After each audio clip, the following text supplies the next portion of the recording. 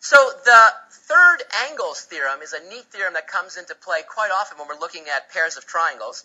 And it states that if two angles of one triangle are congruent to two angles of another triangle, then the third pair of angles are congruent. If you look at these pictures here, we have these two triangles, and the picture tells us that angle M and angle S are congruent. They have the same measure.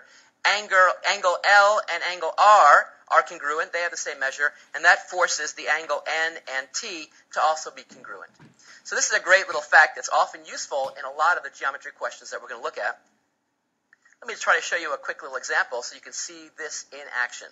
Here I have two triangles, and I want to look at them and notice something. Z is a right angle, as is O. And then by this marking now, this is a convention, the angle Y must equal the angle N because they're both marked in this fashion. So that means that they are actually congruent. They have this equal measure. And so now the question is, can I find the angle X and can I find the angle M?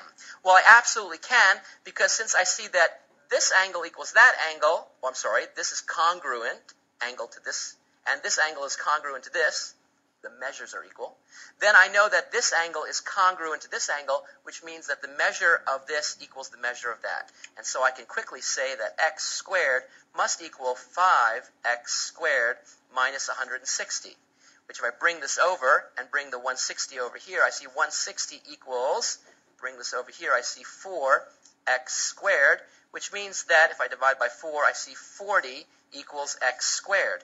And that's enough for me because I see that this has measure 40 because that's x squared. So this is 40 right here. That's the measure of that. And what's the measure of m? Well, we can find that by putting 40 in for the x squared here. I'd see 40 times 5, which is 200. 200 minus 160 is 40.